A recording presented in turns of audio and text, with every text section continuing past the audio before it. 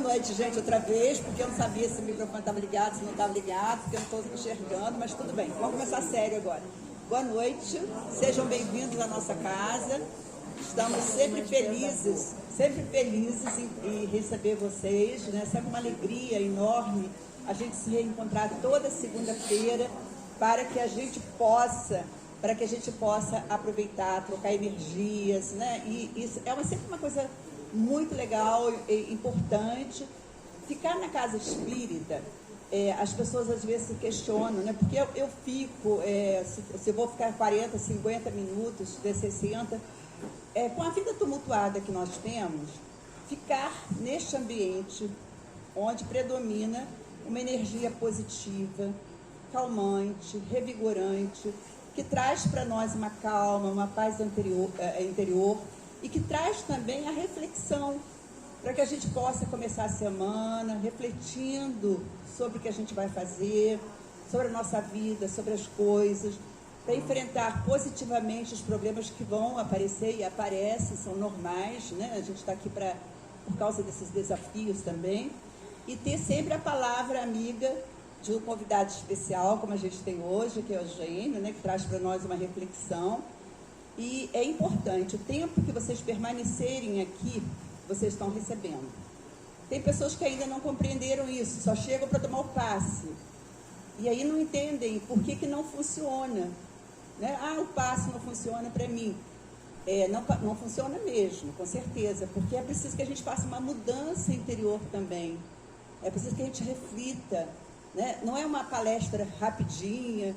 Por isso que aqui a gente tem palestras que vão de 50 minutos a 1 hora, de propósito para fazer com que todos nós permaneçamos juntos em oração, para que fiquemos mais tempo recebendo as bênçãos, né, da espiritualidade maior que está aqui conosco, que está aqui presente, trazendo para nós essa sensação de bem-estar que a gente tem.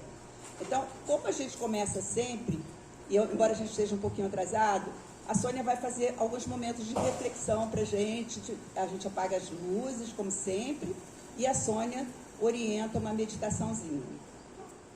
Boa noite a todos. Em 1990, quando eu mudei para cá, para o Friburgo, estava passando na televisão uma novela eu acho, não tenho certeza, mas eu acho que é a mesma que agora vai ter o remake dela. E um dia eu liguei e a cena era um padre que questionava Deus. E ele falou esse texto, eu achei a coisa mais linda. E não gravei nem nada, né? Porque imagina eu gravar, não ia conseguir nunca. Aí no dia seguinte eu recebi o Globo, que eu fazia assinatura, e veio o texto todo para mim, direitinho. E eu guardo com muito carinho. Já li aqui uma outra vez, mas eu vou ler hoje, que é muito lindo. É Deus. Enfim te encontro. Um dia me perguntaram se em Deus eu acreditava. E eu então lhes respondi da maneira que eu pensava. Entre a lua e as estrelas, num galope, num tropel, pisando nas nuvens brancas, eu vi Deus passar no céu. Todo dia existe Deus, no sorriso de uma criança, no canto dos passarinhos, num olhar, numa esperança, na harmonia das cores, na natureza esquecida, na frescaragem da brisa, na própria essência da vida. No regato cristalino, pequeno cervo do mar, nas ondas lavando as praias, na clara luz do luar. Na escuridão do infinito, todo ponteado de estrelas, na amplidão do universo, no simples prazer de vê-las. Nos segredos dessa vida, no germinar da semente, nos movimentos da terra que gira incessantemente. No orvalho sobre a relva, na passarada que encanta, no cheiro que vem da terra e no sol que se levanta. Nas flores que desabrocham, perfumando a atmosfera, nas folhas novas que brotam, anunciando a primavera. Deus é paz, a esperança, é o alento do aflito, é o Criador do universo, da luz, do ar, do infinito. Deus é justiça perfeita que emana do coração. Ao perdoar quem o ofende, Ele é o próprio perdão. Será que você não viu o rosto calmo de Deus no colorido mais belo dos olhos dos filhos seus? Eu sei que não me enganei em tudo que lhes dizia. Deus é paz, é amor, Deus é eterna poesia. Deus é constante, é perene e divino de tal sorte que, sendo a essência da vida, é o descanso da morte. Não há ida sem volta, nem volta sem ida. A morte não é morte, é só a porta da vida. No círculo da natureza, nesse ir e vir constante, no broto que se renova na vida que segue adiante.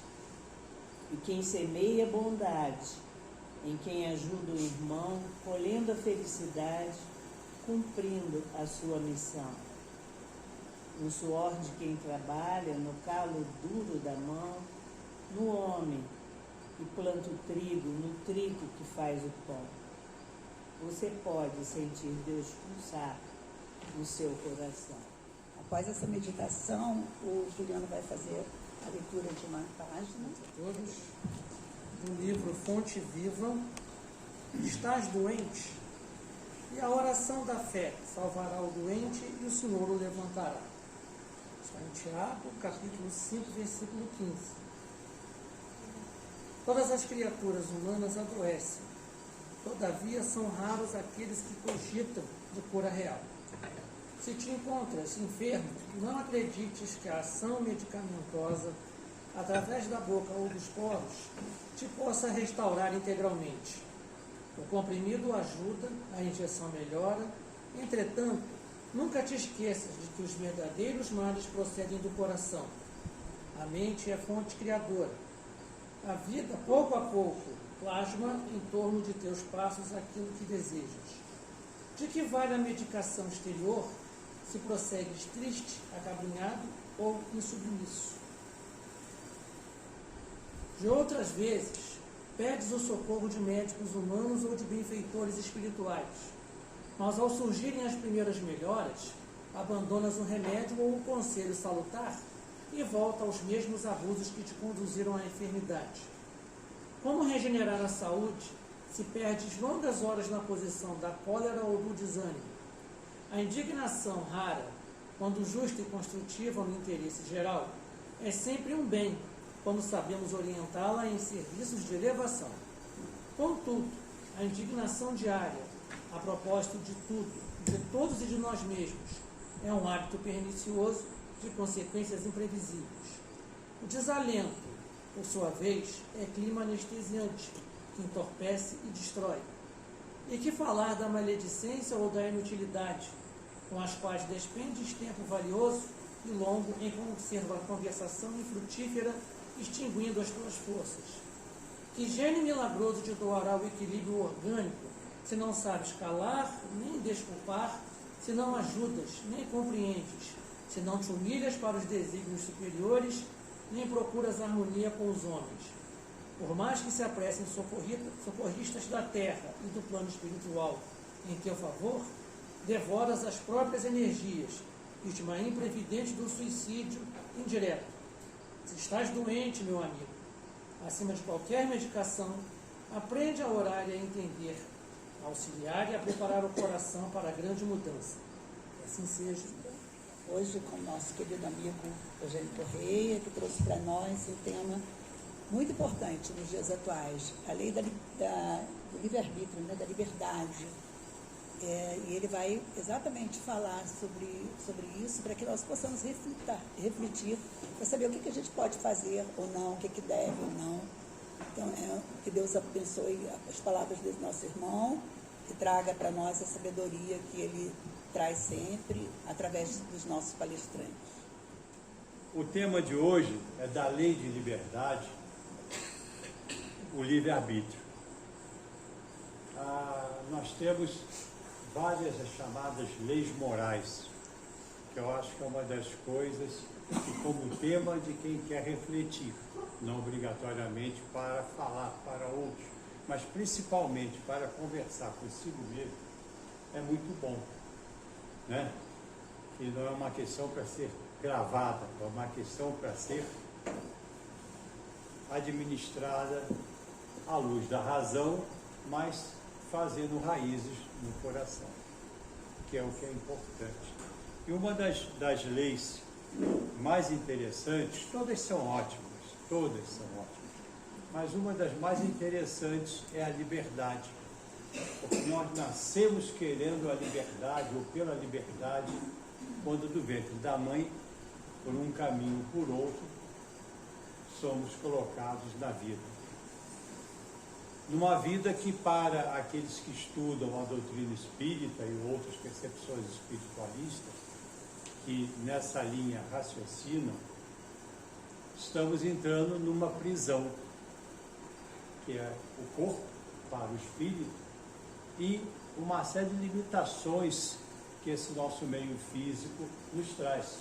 Porque como o planeta ainda está em processo de regeneração, de virada, né? Um processo que é longo, não é de uma encarnação às vezes, mas um processo que está em desenvolvimento. Mas o planeta ainda se caracteriza como um planeta de provas e expiações.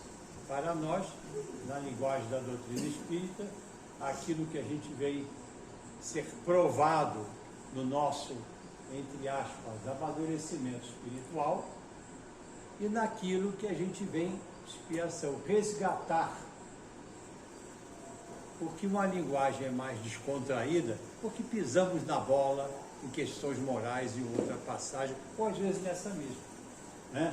Muitos de nós atribui tudo no Bem-aventurados aflitos, tem um item que fala das aflições, se eu não me engano, é a página 63. Se eu não me engano, por quê? Porque ela sai constantemente quando aberto o acaso no nosso evangelho lá. Que fala das causas anteriores às aflições. Mas, logo em seguida, vem um outro item que bastaria para que pudéssemos refletir, que são as causas atuais das nossas aflições. Ou seja, não é só aquilo que teoricamente, porque a gente não acessa sempre tudo. Às vezes temos alguns acessos permitidos para que possa nos ajudar a nos levantar. Mas, geralmente, o chamado véu de Ísis, né? Aquela proteção do esquecimento para que eu possa viver com alguém muito próximo afetivamente, estou te usando essa como referência, é claro, e com quem eu tive, ou ele teve comigo, ou teve com outro, muitos dissabores e às vezes coisas muito duras, né? E viemos para resgatar. Uns ou outros estão junto a nós para reciprocamente se ampararem, nos apoiarem, né? Mas todos que venham, a começar pela célula máter da sociedade, ou que são, melhor dizendo, as famílias, vieram para se, entre aspas, acertar.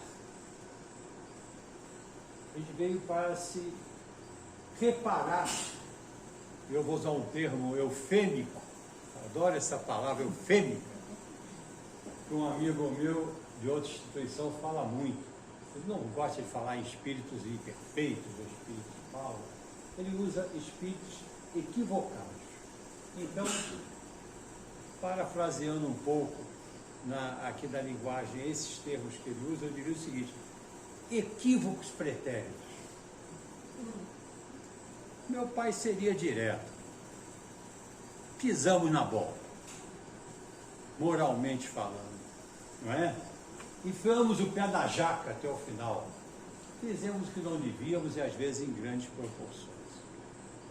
Mas eu acho que isso tudo bem. A gente está aqui, está trabalhando e tudo. Mas bastaria que nós atentássemos para o nosso dia a dia na medida que a nossa consciência vai se ampliando da infância, né? A juventude, a idade adulta, etc. Tal, da consciência quanto às causas atuais das nossas aflições. Eu não sei o que eu fiz. De vez em quando, alguém aparece aí numa mesa mediúnica dessa que eu estou, para dizer que eu andei cortando, que eu andei queimando, que eu andei fazendo, que eu andei destruindo, que eu andei...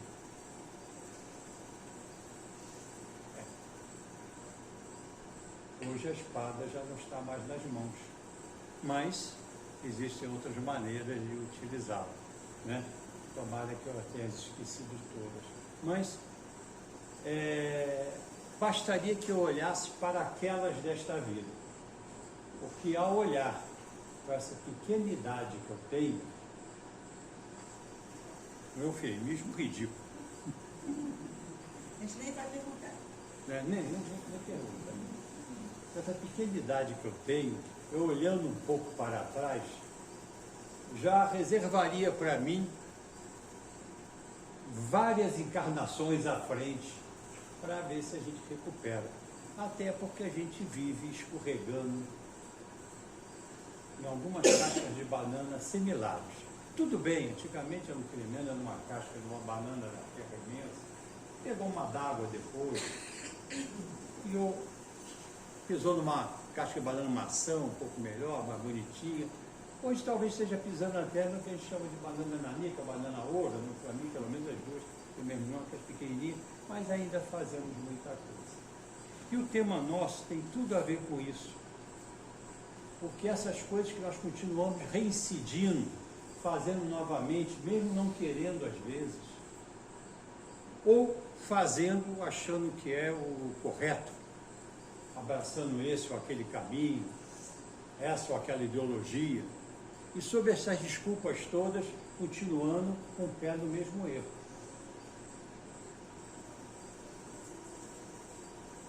Às vezes, vamos dizer assim, a nuance é a mesma. Quem comete a violência atrás de um cacetete, e daí não estou dizendo que a polícia é violenta, atrás de um cacetete, atrás da antiga baioneta, atrás de uma arma de fogo, são proporções, né, incríveis. Mas tem quem também vai se divertir no jogo de futebol e atrás de uma camisa encontra naquilo desculpa para agredir, para até fazer coisas incríveis. Muda, vamos dizer assim, o contexto, o cenário, o instrumento, mas continua a velha raiz, a violência, o egoísmo, o orgulho e outras tantas mais. Então, o nosso tema, como nós vamos ao livre-arbítrio, ou seja, dentro da lei de liberdade que nós temos, possuímos como espírito, e achamos que somos livres como espíritos, eu vou tocar um pouco nisso, aonde estão, na verdade, a fonte das nossas decisões, ou as fontes das nossas decisões. Por que eu faço isso e não aquilo? Por que eu resolvi lidar com você ou com você dessa maneira e não de uma outra, mais branda, ou vice-versa? Esse é o nosso tema. E nesse processo do livre-arbítrio, Deus, o Pai Maior, nos entregou realmente um processo educativo de autoeducação. E aí, eu vou me permitir ler uma paginazinha que eu gosto muito do livro Amai-vos uns aos outros, de Carlos Abacede, inspirados pelo irmão José. Chama-se Como Deus nos Educa. Vou ler com calma, porque algumas frases dessas vão aparecer no conjunto das nossas palavras. Como Deus nos educa. Existe, mas não espera que acreditemos na sua existência. Ama-nos, mas não nos concede privilégios. Escuta-nos as petições, mas não nos atende aos caprichos. Orienta-nos, mas respeita o nosso livre-arbítrio nas decisões. Auxilia-nos, mas não nos substitui no esforço a ser feito. Aponta-nos o caminho, mas não nos impede de dele nos desviemos. Quer a nossa alegria, mas não nos evita a tristeza. Dai-nos a semente, mas não nos faz responsáveis pela semeadura. Ampara-nos, mas se assim desejamos, não nos impede de cair. Quer-nos hoje, mas nos aguardará pelo tempo que for preciso. Sempre fará por nós a parte que lhe compete, mas não a parte que a nós compete fazer, através da utilização do nosso livre-arbítrio. Das decisões que tomamos na relação com nós próprios, com os outros, com o nosso corpo físico, com os nossos irmãos em geral, no nosso trabalho. E aí eu poderia ficar aqui em qualquer coisa dessa vida, das pequenas às grandes. E se nós queremos consertar alguma coisa em nós, no nosso livre-arbítrio, deveríamos começar sempre pelas pequenas. Da mesma maneira que no orçamento doméstico, ou qualquer orçamento, não são as grandes despesas que nos arrebentam. Essas são ocasionais e são claras. São as pequenas despesas mal administradas que vão causando grande déficit na nossa vida. Assim também são das nossas atitudes em relação aos nossos irmãos e principalmente começando por nós, as atitudes em relação a nós próprios. Bom, então isso já nos estimula bastante a pensar que o grande cara lá em cima, só para fazer uma figura de linguagem, né? Aquela força maior, aquela energia suprema, a fonte da bondade e da justiça, ainda incompreensível para nós, a não ser através de palavras que nós tentamos representar, o irrepresentável na sua grandiosidade, em toda aquela energia que fazemos força para compreender, é através do livre-arbítrio que ele nos permitiu. A doutrina espírita diz que o livre-arbítrio é uma das propriedades fundamentais do espírito. Consiste na liberdade de fazer ou não alguma coisa, seguir ou não um determinado caminho.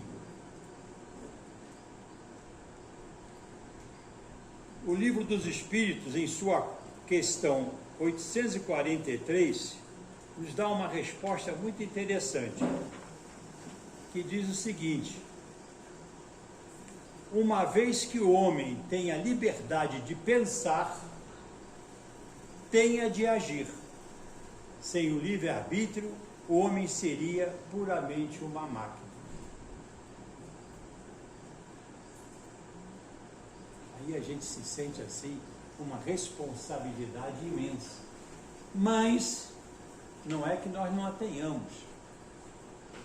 Mas temos que ver que existem muitas variáveis dentro, principalmente, ainda presentes, e em torno de nós, que não nos dá a devida possibilidade de utilizar com clareza, a menos que nos esforcemos para compreendê-las,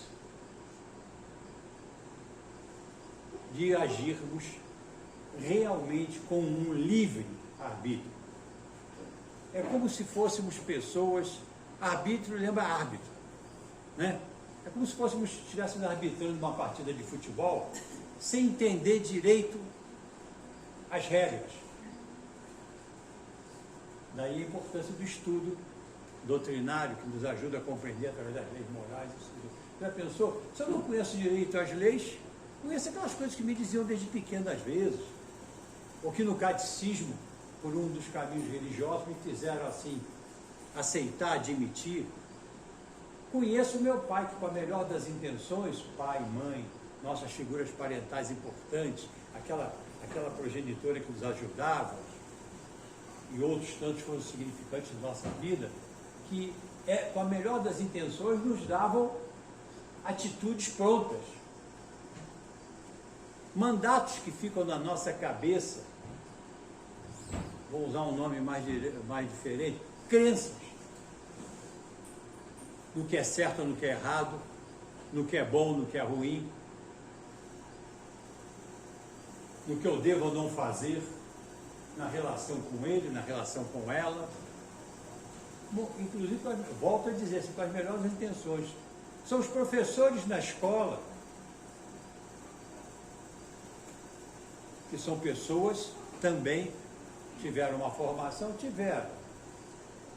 foi boa, às vezes boa, às vezes não boa, às vezes regular, e quem está falando é um professor. Ou seja, não estou me eximindo de estar de regular para baixo. Aliás, muitas das coisas que eu achava que estava fazendo certo, não digo quanto ao conhecimento, quanto às atitudes de firmeza, hoje eu seria não mole, não tenho essa natureza, eu gosto da disciplina, mas seria um pouco mais terno, para que melhor fosse ouvido o que eu achava que para eles era uma boa orientação. É mais fácil ouvir com os ouvidos do coração do que com os ouvidos físicos apenas. Bom, ratificando a importância do pensamento para o ser humano, já que falamos do pensamento conforme a nossa liberdade, isso é outra questão no Livro dos Espíritos, que é 833. Os números eu cito porque tem que citar, tá? O que importa é o que eu estou... antigamente eu era pior, eu lia a questão, cansa qualquer um, inclusive a mim que estava fazendo. Os benfeitores espirituais respondem o seguinte: é pelo pensamento que o homem desfruta de uma liberdade sem limite. Acabei de falar antes, tem limite, mesmo quando você pensa que não tem. Está sendo limitado, esse pensamento está sendo limitado pelas suas crenças, pela toda a comunicação em torno de nós, né? Pelos nossos, vamos dizer assim, amiguinhos internos, né? Não são só os externos, ainda presentes. Porque o pensamento desconhece obstáculos. Não, ele tem alguns obstáculos. O estudo, o autoconhecimento, conhece a ti mesmo, aquilo que nos é recomendado na pergunta 919, no Livro dos Espíritos, né? Que já foi, e que Sócrates já dizia que era um caminho da libertação. Você conhece a si mesmo para saber aquele diálogo interno, identificar melhor. Conhecer um pouco da influência dos espíritos nos nossos ouvidos, conhecer alguma coisa, é estudo. Isso ajuda, né? Agora, o que eu faço com o fruto dele é de cada um de nós. Pode-se deter seu voo do pensamento, mas não aniquilá-lo. Talvez alguém consiga controlar aqui os seus pensamentos. Nossa irmã, que está acostumada com essa meditação constante. Controlá-los mais do que nós que não meditamos como ela. Porque totalmente também a ela é natural. Não é? Nos momentos de aflição, aí vem aquelas coisas que vão se misturando, né? Eu depois vou fazer até tem um mantra que eu aprendi no Encontro Espírita, muito interessante, com aquela cantora Leila Pinheiro. Essa semana mesmo já usei ele várias vezes. Porque lembra mas depois eu falo no mantra. Realmente, a importância do pensamento é indiscutível, por isso os cuidados que precisamos ter em administrá-los. Vigiando, descanso de ouvir isso, vigiar e orar, vigiando, atento ao que está aqui, porque esta é a bagunceira da casa, é aqui que está a confusão. Vigiando seus voos, quando em direção contrária isso é fácil da gente, principalmente quem acompanha a doutrina e outros caminhos religiosos, não é só essa, né? Acompanhando quando em direção contrária os princípios da verdade, da justiça e do amor. Outro dia tinha uma pessoa fazendo uma palestra aqui, que por acaso eu conheço, é bem próximo a mim, que lembrou, não disse, mas que nós queríamos, quando as crianças eram pequenas, dar uma ideia a eles, fazer um evangelho, eles que eram pequenininhos, né? Continuo fazendo o evangelho toda quarta-feira. Um pouco mais resistente, mas ainda não insurgente. Então, nós dizemos o seguinte, olha, quando vocês estiverem assim, querendo as coisas, procure saber se é bom ou mal pelo aquilo que a gente ouve. Porque a gente tem sempre duas vozinhas aqui no ouvido da gente. Uma é do anjinho bom, o outro é do anjinho com ideia de jirico, que era um termo que se usava antigamente, né? Então você vai ver, anjinho bom. Esses anjinhos podem mudar o tamanho, mas vai dizer que não ficam vezes no teu ouvido? Não ficam no meu? Os meus já estão até de bengala, mas o que é de ideia de jirico continua tendo ideia de jirico. E o que é bom, graças a Deus, continua ajudando a que eu não escute só aquele. Não é? No livro O Problema, de Leon Denis, O Problema do Ser, do Destino e da Dor, nos é dito, o pensamento dissipa as sombras do caminho. É bom. Resolve enigmas da vida. É bom. E traça o caminho da humanidade. Nem sempre de maneira adequada, mas é bom. Não? É a sua chama que aquece as almas, que alimenta o nosso espírito e ilumina os desertos da nossa existência. Principalmente quando às vezes a gente está, assim como eu estou já na maturidade, a gente vai recordando as coisas, vai aproveitando uma, outras a gente tenta esquecer, né? Não, mas pelo menos aprendeu com aquilo, não faz de novo, e aquilo tudo volta à cabeça. Eu me deleito toda vez que eu começo a conversar com a minha mãe, nos dias que sou eu que administro, que é quem ajuda, não fica, e que ela de vez em quando esquece, e me conta tudo de novo, inclusive as artes que eu fazia. Ela não esqueceu de nenhuma. Eu já esqueci, mas ela não. Isso ela não esquece. Entendeu? Segundo ela, uma boa mãe, aliás, excelente mãe, e uma adorável avó, se juntar aos meus 4 filhos, não são a metade do que eu fui em termos de arte. Mas eu acho que é um pouco de exagero. Eu acho. Bom, esse mesmo pensamento que ilumina as nossas almas e os desertos da existência é temível, porque seus efeitos são poderosos tanto para a descida como para a ascensão. Daí a importância de tomar conta deles, vigiá-los, no bom sentido da vigiá-los. Uma vez eu conversava com o irmão nosso, estava me contando uma história que provavelmente a maioria de vocês já ouviu, mesmo que seja com uma roupagem um pouco diferente, que chegaram com assim um pajé, né, muito simples assim, mas de extrema sabedoria, como todos o são, né, simples na sua forma de ser, sem a sofisticação de linguagem, sem blá blá blá, sem estar atrás disso com um livro na mão, e disseram assim, tentando obter dele uma resposta que pudesse ridicularizar. Me diga o seguinte, pajé, exatamente o que é o bem ou o mal para o senhor? Ele, daquele jeito modesto, ele disse, para mim é como se fossem 2 grandes lobos que estão dentro de mim, o tempo todo brigando. Eles têm igual força. Aí quem estava entrevistando disse, agora que eu vou deitar e rolar. E quem é que ganha? Aí, aquele que eu alimento mais. Nossos pensamentos são assim. Não se chateie se vê um pensamento que você acha que moralmente não é adequado. Não o alimente, não guarde, não ponha na prateleira. É como dizem que é o caso dos processos obsessivos. O que é o obsessor? É alguém que bate na sua porta. Se você atende, manda entrar e ainda oferece um cafezinho, ele não sai dali, fica confortável, não é? Aí entra a oração de ajuda.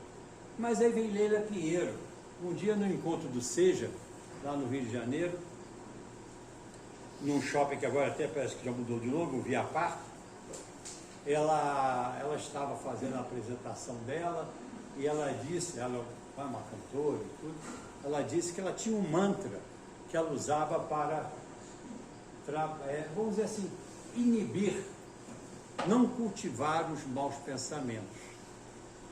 Aí ela pegou o violão e cantou o mantra para nós. O mantra é simples, pequeno, é repetitivo. Eu vou fazê-lo. Eu só não pego o violão, que é um desgraça. E se eu cantar, tenho certeza que a sala vai esvaziar. Então, eu só vou tentar dar um jeito. Ela diz assim, só pensamento bom em minha cabeça, só pensamento bom em minha cabeça. Aí essa semana eu experimentei, naturalmente eu relembrei, por isso até acrescentei aqui, eu relembrei porque eu disse, pô, se encaixa nisso, porque eu estava com os pensamentos querendo ganhar espaço críticos dentro de mim, aí eu comecei. Parece até que eu estava com aqueles fones de ouvido, que às vezes alguns andam e parece que são loucos pela rua, pela bispera, mas não, é que eles estão conversando. Eu não sou não. Hein? Eu não. Não, de maneira nenhuma. Quem enlouquece é seu cachorro, que você leva para passear, que eu já vi. Mas parceirão, ele se encontra de vez em quando por aí. Aí eu ficava dentro de casa mesmo, só pensamento bom. E quando eu perto de alguém, claro que eu não ficava assim, senão eu ia achar que agora ele está ruim mesmo. Ele está conversando com a mãe dele, tem que segurar. Então eu ia assim, mentalmente, só pensamento, e ajuda mesmo. Ajuda mesmo. Muda a vibração, muda tudo. Né? Exatamente. Bom, ratificando a importância de buscarmos a vigilância positiva do que pensamos para o bom exercício do nosso livre-arbítrio, e por vezes, inadvertidamente alimentamos, lembramos da questão 459 do Livro dos Espíritos. Tem um estudo que a gente faz, nos estudos sistematizados da doutrina, que é interessante e que eu acho uma coisa importante para nós. Porque todo mundo fica pensando assim, quer saber, será que esses anjinhos de 10 jiricos ficam mesmo assim? Será que é toda hora? Será que isso, que aquilo? Então tem um item no Livro dos Espíritos que é a influência oculta dos espíritos nos nossos pensamentos e atos. E nessa pergunta 459, Kardec pergunta, influem os espíritos em nossos pensamentos e em nossos atos? Uma frase que vocês todos já ouviram, provavelmente, ou quase todos. Muito mais do que imaginais, dizem os benfeitores espirituais. Influi de tal ponto que de ordinário são eles que vos dirigem.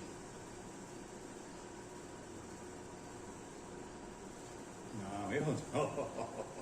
Eu não. 3 faculdades, mestrado, doutorado, pós-graduação. Eu jamais. Só pensamento bom em minha cabeça. Resolve mais do que aqueles papéis todos. Então, na 460, Kardec insiste. Kardec ficava ali no pé dos meninos, né? Kardec insiste. De par com os pensamentos que nos são próprios, outros haverá que nos sejam sugeridos. Vossa alma, dizem eles, os benfeitores espirituais, é um espírito que pensa. Quem pensa é o nosso. Não ignorais que frequentemente muitos pensamentos vos acodem a um tempo sobre o mesmo assunto, aqueles diálogos internos, né? e não raro, contrários uns aos outros. Não fica? Vai ficar discutindo dentro da gente? Um diálogo interno? Pois bem, no conjunto deles estão sempre uma mistura, os vossos com os nossos. Daí a incerteza que vos vedes, é que tendes em vós duas ideias a se combaterem. Tá, e como é que eu administro isso? E agora, o que é meu ou não? Geralmente, eu tenho várias perguntas aqui, mas geralmente, o primeiro pensamento é o teu. Nem sempre a gente ganha consciência disso. O outro vem em contraposição. Mas se eu quiser administrar, sim, fazer uma avaliação inicial, eu sigo o próprio livro dos médios, que diz o seguinte: você quer avaliar, quer ter assim, uma ideia da natureza, ou grau de perfeição, mais bem ou mais mal, mais equivocado ou menos equivocado, de algum espírito que você acha que está falando com você. Estou falando de espíritos encarnados, tá? Estão sem carne. Mas eu vou dizer o seguinte: os espíritos encarnados, daqueles que lidam conosco, são espíritos, estão ali. Né? Você tem dois pontos fundamentais para ver o grau de perfeição do espírito. O primeiro é a logicidade do que ele está comunicando, a racionalidade. Nós temos a nossa razão para analisar. Mas aí, esse não é o bastante, e eu diria não é o mais importante. Por quê? Porque muita gente extremamente preparada intelectualmente é quase que zerado ainda no progresso moral. Tanto é que pela lei do progresso, existe progresso intelectual e progresso moral. A humanidade sempre inicia, como todo mundo, se desenvolvendo mais pelo progresso intelectual. O moral fica sempre um pouco atrás, honrosíssimas exceções. E o progresso intelectual, na medida que o homem vai sabendo, vai conquistando, boto sabendo entre aspas, tá? Como dizia também o nosso amigo lá da antiguidade, eu só sei que nada sei, mas quem sabe muito, sabe que nada sabe, mas quem sabe pouco, acha que sabe tudo.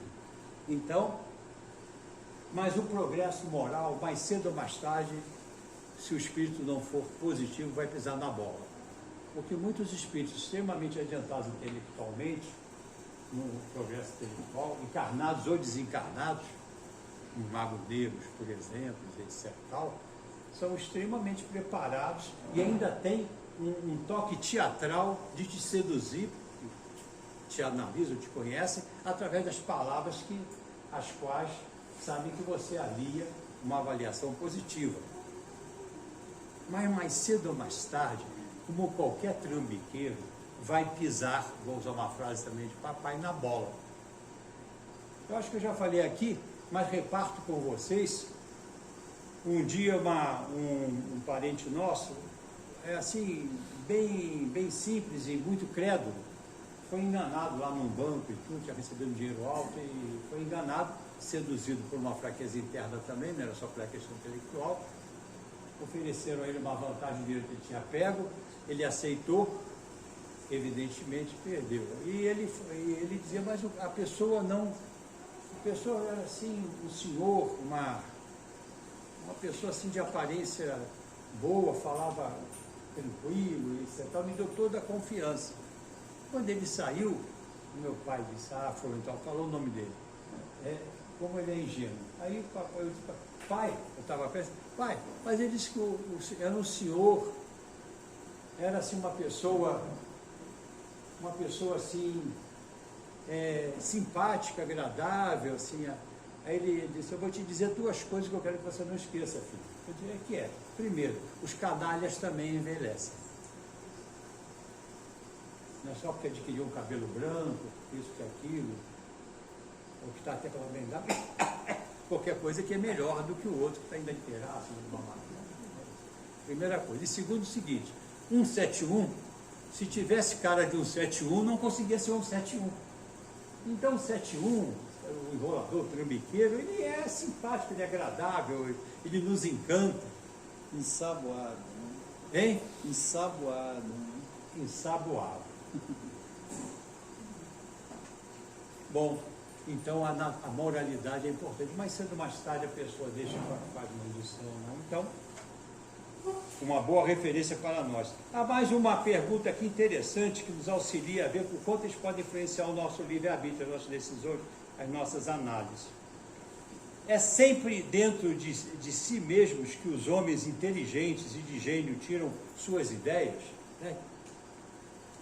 E os benfeitores espirituais respondem. Algumas vezes elas lhes vêm do próprio espírito, porém, de outras muitas, lhes são sugeridas por espíritos que os julgam capazes de compreendê-los e dignos de vulgarizá-las, de popularizá-las, né? Isso também é bom entender que quando nós temos um bom desenvolvimento moral, um bom comprometimento, tem muitas intuições positivas que nós recebemos, ou que nós somos capazes de aplicá-los na nossa vida e através do exemplo ou da palavra em torno de nós. Quando tais homens não as acham em si mesmos, apelam para a inspiração. Fazem assim sem o suspeitarem uma verdadeira evocação, que é através da oração, pedindo a inspiração para resolver um problema. E se você tiver merecimento e se acalmar, as dicas vêm. Muitas vezes quando a gente levanta, a gente já sabe por quê, né? De manhã vem aquela ideia, às vezes uma coisa que você nem perguntou na oração da noite. Também não dá para chegar à noite e querer fazer tipo um programa de televisão, ficar perguntando 1000 coisas a eles todo dia, como as pessoas que, muitas, não estou falando de ninguém daqui não, tá? Muitas que vêm à casa espírita, não nessa casa espírita, vem querer uma dica, uma coisa ou outra. Na maior parte das vezes, quando nós iniciamos nessa caminhada, a gente vem buscar um alívio, mas vem buscar um alívio, se puder, com uma informação mais objetiva, porque afinal de contas, não há um WhatsApp espírita que a gente possa estar consultando. O Google Espírita ainda não foi lançado, não sei se vai ser lançado em breve.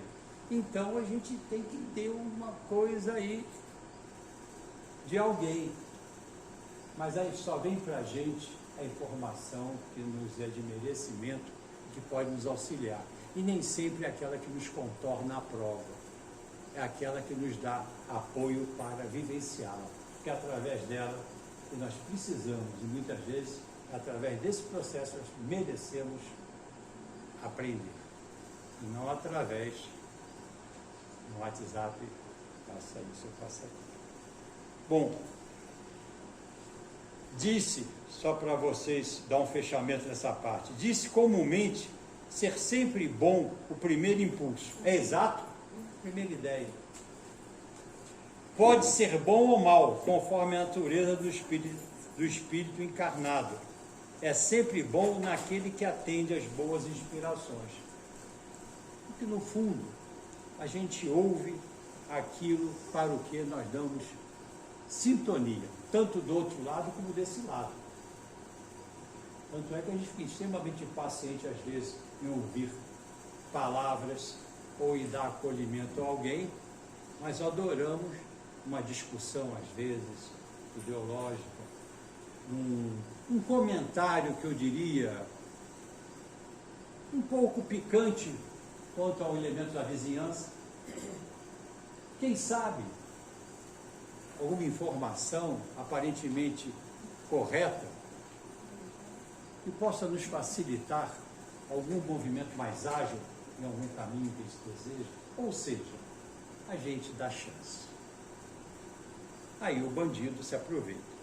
Outro parâmetro importante e orientador de um adequado emprego do livre-arbítrio dentro da lei de liberdade em nossa convivência humana é o respeito fraterno à liberdade e ao direito do outro, dos outros e nossos próximos. Para isso, no Evangelho segundo o Espiritismo, em seu capítulo 17, Sede Perfeitos, nas instruções dos Espíritos, nos é falado quanto à lei do dever, no item 7. E lá nos é dito o seguinte, vou ler na íntegra. O dever do coração observado com fidelidade eleva o homem. Mas como determinar, perguntar, com precisão esse dever? onde ele começa, onde ele termina. E aí os espíritos são claros e objetivos. Veja bem, o dever começa precisamente no ponto em que ameaçais a felicidade ou o repouso do vosso próximo. E aonde ele para? Termina no limite em que não quereis ver ultrapassar a vossa felicidade ou o vosso repouso. É o limite que a gente chama útil, que a gente tem que colocar nos nossos relacionamentos. Da cama ao lado, ao vizinho do bloco, não sei que distância, ao outro, não sei aonde, ao filho, à filha, ao irmão, à irmã. A forma de colocar, eu acho que é sempre delicada, mas o limite tem que ser estabelecido. Do outro para você precisa estabelecer, que é para que você não se magoe, da mesma maneira que você, por consciência, através do seu livre-arbítrio, deve optar por nunca passar o limite que vai tirar o repouso, a felicidade do outro, a tranquilidade. Mãe é mãe sempre. Graças a Deus que Deus criou esses anjos na nossa vida. No entanto, não é porque ela nos acolhe que os filhos vão estar sempre despejando naqueles ouvidos, muitas vezes já cansados, só problemas.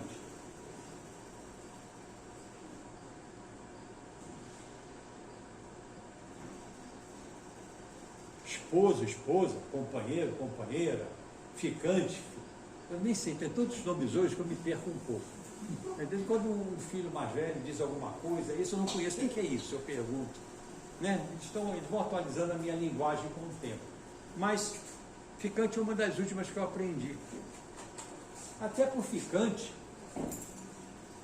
para que não deixe de ficar, se é que te agrada a presença, ou não deixe de te receber, não torra o ouvido, não leva só para ali os teus problemas.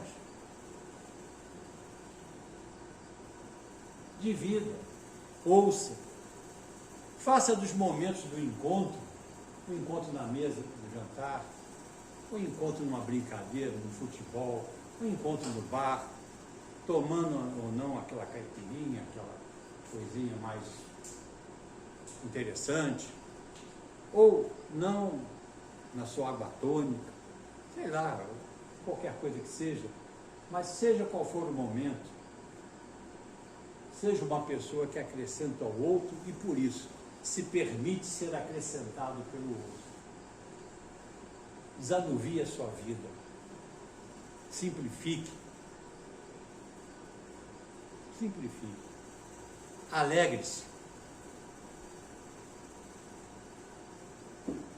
E essa eu estou inventando. Fraternecer.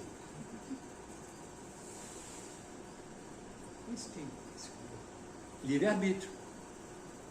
Quero ser mala ou quero ser uma pessoa que ajuda a carregar? Livre-arbítrio.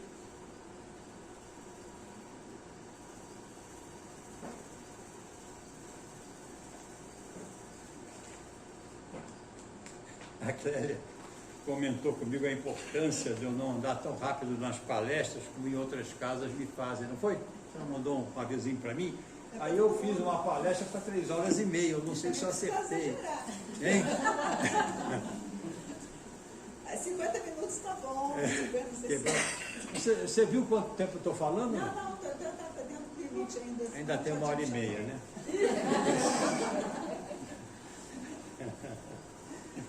Nessa perspectiva, em nosso livre-arbítrio, a liberdade e a responsabilidade. A liberdade e a responsabilidade são correlativos. Não dá para você dar liberdade a quem ainda não desenvolveu a responsabilidade. Concorda? Vejam como a gente fala com as nossas crianças. É como eles falam com nós, crianças espirituais. Correlativas, aumentando com o nosso amadurecimento espiritual e elevação consequente, né?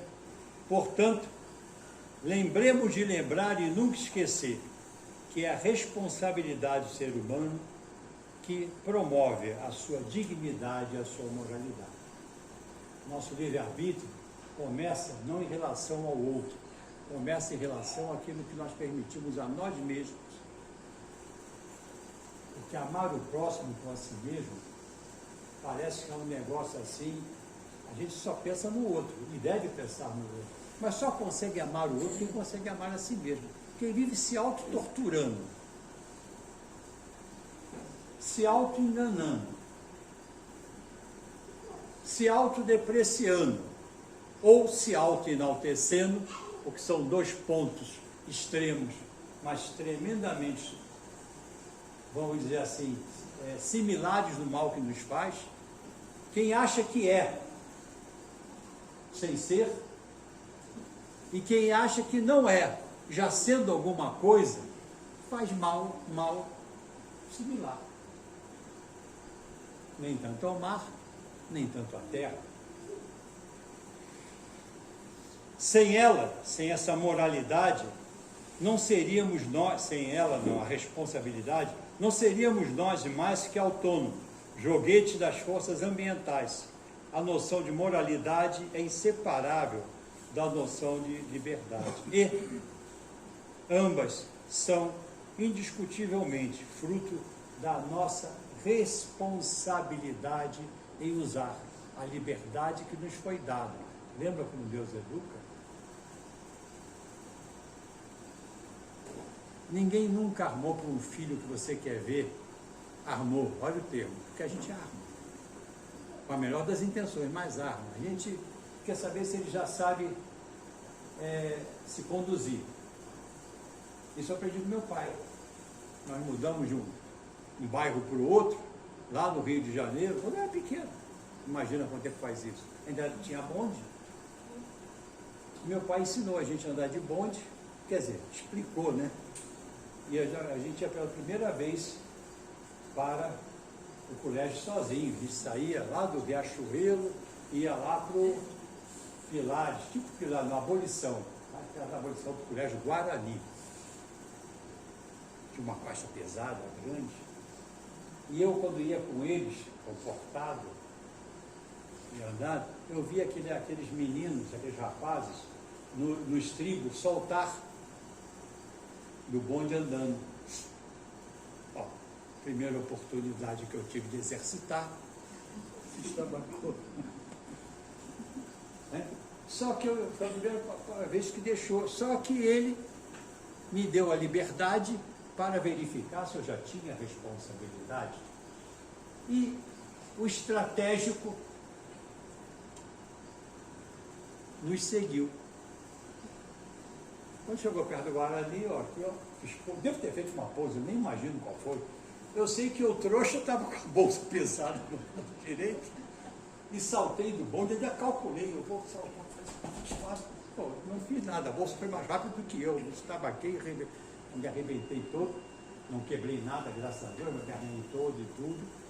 E doeu mais quando eu ali tentando me levantar, vejo aquela figura paterna, calma, tranquila, que tinha me orientado e tinha expectativa, que é provável que eu não ouvisse direito as suas orientações, estava me acompanhando, chegou próximo a mim. Gafanhoto, meu filho. E aí ele foi e só disse assim para mim: eu sabia que você não estava me ouvindo. Eu dizia: papai, você é um guru, se eu tivesse coragem. Como é que sabia que eu não estava lhe ouvindo? Porque a gente tem mais ou menos as intuições das coisas. Às vezes a gente faz essas armações. Sem ela, como nos é ensinado nos estudos doutrinários espíritas, a responsabilidade é a consequência do adequado emprego do nosso livre-arbítrio. É definido pelo testemunho da consciência, que nos aprova ou censura, segundo as decisões que tomamos, expressas em nossos atos. Uma No Evangelho tem uma passagenzinha que diz o seguinte: quando a gente tiver dúvida, eu estou simplificando, quando a gente tiver dúvida, a gente pergunta assim: Jesus faria isso? Ou o que Jesus faria nessa situação? E alguma resposta sempre vem da nossa consciência. Mas então eu vou fazer quase nada. Diria alguém um pouco crítico demais. Não, vai devagar. Vai devagar. Mas não pare de caminhar. Chico Xavier tinha um textozinho muito bonitinho, que tem até num quadrozinho que eu mantenho lá, e olho para ele muitas vezes, e uso muitas vezes ele. E de vez em quando ainda me descuido dele. Mas reconheço e abaixo a cabeça. Ele diz o seguinte: somos livres, livre-arbítrio, para decidir sobre nossos atos, muito embora nos tornemos escravos de suas consequências. Bem-aventurados os aflitos, pelo que fizemos antes, bem-aventurado e desobediente os aflitos, pelos que estamos fazendo e já passamos com base nessa encarnação. Aí lembra a última frase aqui do nosso textinho, Como Deus Educa: sempre fará para nós a parte que lhe compete, mas não a parte que a nós compete. Isso, aliás, está na penúltima frase. E na última, para dizer que ele não tem pressa, não tenhamos também pressa, mas façamos cada dia o passo que cada um conseguir fazer. Quer-nos hoje, mas nos aguarda pelo tempo que for preciso. O que não importa é que a gente aprenda. Infelizmente, me permita, ainda ponho? Tem Ainda só tem um minutinho. Um minutinho? Sozinho. Vou dar para ela depois a leitura sobre indulgência. Mas uma coisa que sempre assim mexe um pouquinho com a gente, até perdi. Você acha? Um minutinho. Não, Prêmio. estou brincando. Bom, Pode passar. então, é uma coisa que eu acho que tem que ficar nos tranquilizar, é a paciência com nós próprios. Não aquela paciência eterna, como Deus tem conosco. Nós estamos nem próximos de alguma coisa que possa parecer com o início do que ele seja. Mas paciência por quê? Faça aquilo que pode fazer. Porque, infelizmente, a maioria de nós, eu não estou me excluindo, ao contrário, eu estou me colocando na primeira posição, exigimos tanto de nós, por isso que falhamos tanto.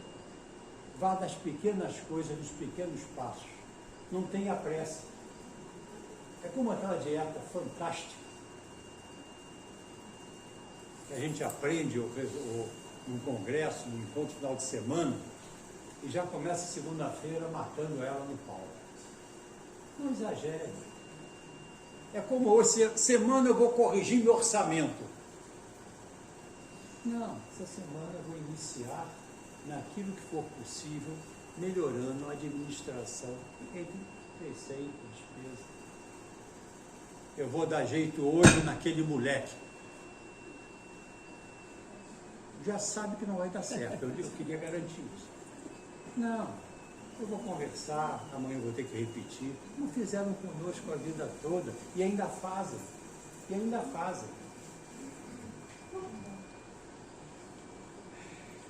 Deus auxilia-nos, como disse mas não nos substitui no esforço a ser feito por nós. Se nós nos abrirmos, nos vigiando, nos orando, procurando nos autoconhecer, saber onde estão as maiores fragilidades da gente, e todos nós as temos. Mais quantidade, menos quantidade, não importa. Não importa o outro, importa você. Como você está nas suas. O que você tem que ter em relação ao outro é a tolerância com as possibilidades do outro que ele vai te apresentando. Sempre animando e não destruindo. Reforço positivo que a gente aprende em teorias da aprendizagem para alimentar o ânimo dos alunos. Não é o elogio fajuto que engana e não se mantém. É o reforço a algum procedimento positivo. o menor que ele seja, mas você o reconhece. No outro, comece a amar o outro como a si próprio. Comece a reconhecer em você. O outro pode não ter visto, mas quem tem que ver é você. Porque é nele que você ganha forças para seguir. Posso? Terminar, só. Tá. Tá animado, hein? Ela tá, eu estou provando nela, eu estou colocando nela um profundo arrependimento para nunca mais me dizer que eu precisava fazer muito tempo. Eu faço. Mas eu vou. Ele preparou uns 3 dias aqui de palestra. Eu comentei na mesa, me permitam, só para. Que é humorístico isso, eu comentei na mesa. Poxa, a Clélia hoje me chamou a atenção do tipo positivo, não me repreendeu. Esse tipo de atenção. Para que eu não precise, a última vez eu fiquei preocupado, eu parei um pouco antes. Aí não tem problema não, ela foi me chamar a atenção. Aí o meu filho mais novo, que está acostumado a ouvir algumas preleções que eu faço durante o Evangelho no lar, deve ser relativamente rápido, mas quando entra em alguns itens eu aproveito e faço umas correlações de ideia. Aí ele disse assim: permitam-me, meu queridinho mais novo, de 17 anos, 16 para 17, assim, ela não sabe aonde se meteu. Mas, bom, então vamos lá. Existem 3 itens através dos quais não vai dar para eu segui-los. A gente pode, vai ficar para a próxima. Próxima palestra. A busca progressivamente mais consciente de cada um de nós no exercício responsável moralmente pelo livre-arbítrio. Isso que a gente tem que procurar. Se a gente examinar, a gente vai encontrar exatamente naquilo que temos dificuldade de decidir ou naquilo que muitas vezes decidimos rápido demais e por isso cometemos falhas. Mas decidimos em relação às nossas ideias. E são as nossas ideias que dão margem a que outros nos influenciem no nosso entorno visível e principalmente, muitas vezes, no entorno não visível. Obrigado pelo exercício que eu tive em administrar as folhas desse tempo extenso que eu recebi. Não, olha, eu vou te dar uma notícia boa. A gente começou atrasado hoje a nossa meditação. Você conseguiu sintetizar em 50 minutos. É um anjo, não é? Parabéns. É um anjo. Viu? É um anjo. Parabéns.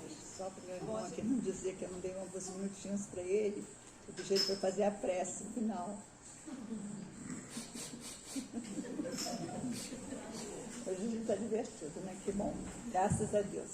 Alegria é sinal de positividade. Pai de altíssima bondade, que a todos nós criou, ama, inspira e educa. Jesus, que nos trouxe através do seu Evangelho de amor, nosso caminho, a verdade e a vida. Espiritualidade bendita, que inspire e oriente os trabalhos desta casa e a cada um de nós assiste, que possamos levar daqui hoje, além de todos os benefícios que já conosco estão, a inspiração para que consigamos, no nosso mundo interior, entendermos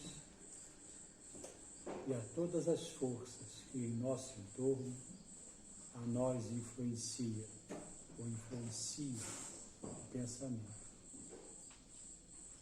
para que cada dia possamos avançar passo a passo em nosso ritmo pessoal, na administração do nosso livre-arbítrio, dentro da lei de liberdade que a nós foi concedida em nossa criação. E possamos auxiliar a todos aqueles que caminham conosco, dos 2 lados da vida, através dos nossos exemplos, aqui também o faça. Que assim seja feito, Pai. Graças a Deus. Gratidão. Obrigada a todos pela presença. Foi um momento de muita alegria, muito conhecimento, e é isso que a gente quer. É um lugar feliz, um lugar onde a gente vem buscar não só a paz, a harmonia, mas também a alegria, né? Porque a alegria abre portas para a felicidade, abre portas para a vida. As coisas não estão ruins, não, às vezes não estão mesmo não. A gente bota um sorriso no rosto e vamos em frente, porque é assim que a gente avança, tá? Uma boa semana para vocês e muito grata pelos momentos alegres que passamos juntos. Eu vou postar o resto da palestra no YouTube, tá?